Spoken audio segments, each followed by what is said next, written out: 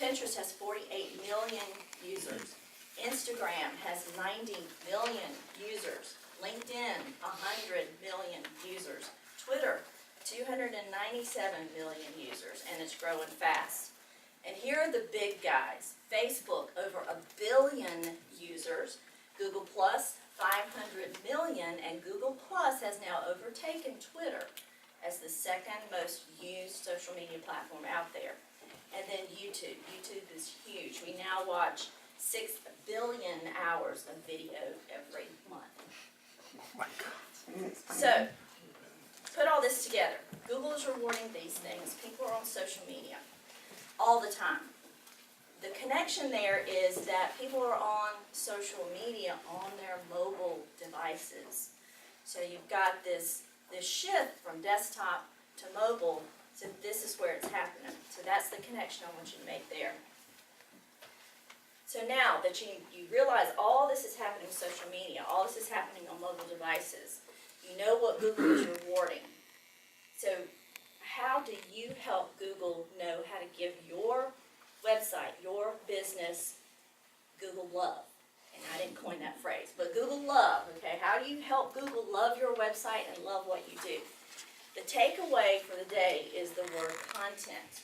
Content, content, content. It is all about content. So how do you help Google love your content? Well, first of all, there are 3 things. We're going to dive into each one. First of all, you need to create good content.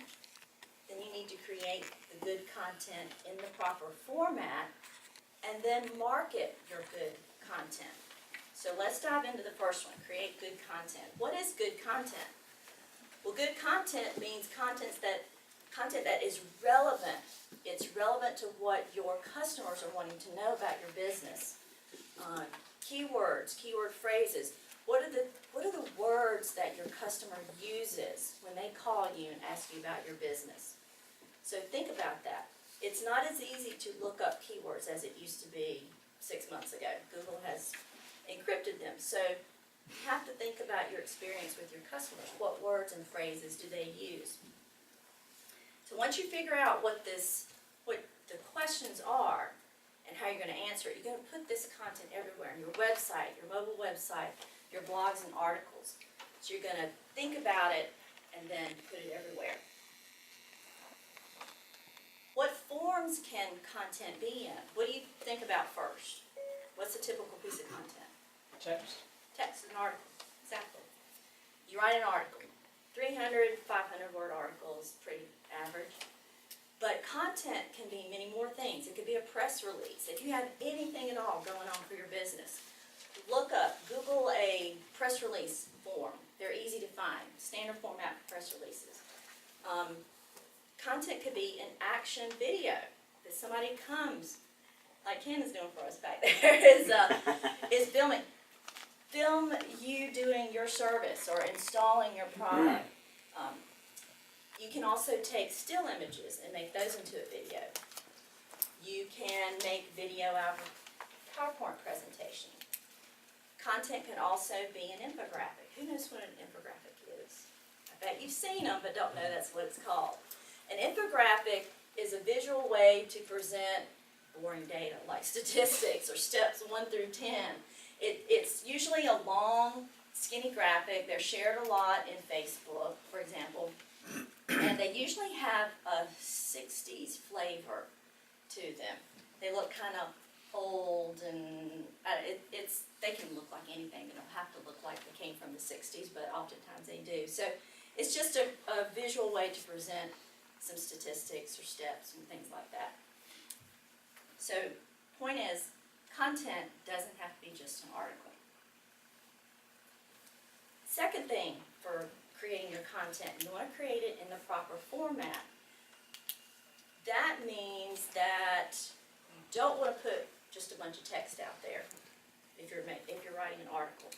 You really need to include pictures, images. Remember that trend, increased use of visual content? You need to make sure there's at least 1 image with your article. 2 is preferable. And there are things that you need to do to that image before you put it out there for the public consumption. You want to name it properly. For example, I don't want to put an image out with my article that just says, the name is image1.jpg. That's not doing anything for you. Any kind of little search engine optimization boost you can get is worth it. Name it Dawn Hansen Productivity. Name it something like that. Anything is better than just image1.jpg. You want to make sure that it's sized for the web. If you try to put an image out there that is wonderful, it's high quality, high res, it takes forever to load. So people don't like that. So you have to be careful about the sizing and the quality of the images that you put out there. With your video, same thing. You want to properly name the video. You want to have annotations and calls to action in your video. Properly named. You can stuff keywords in the description and the text, then put it out there. So there are things to do before you just stick it out there.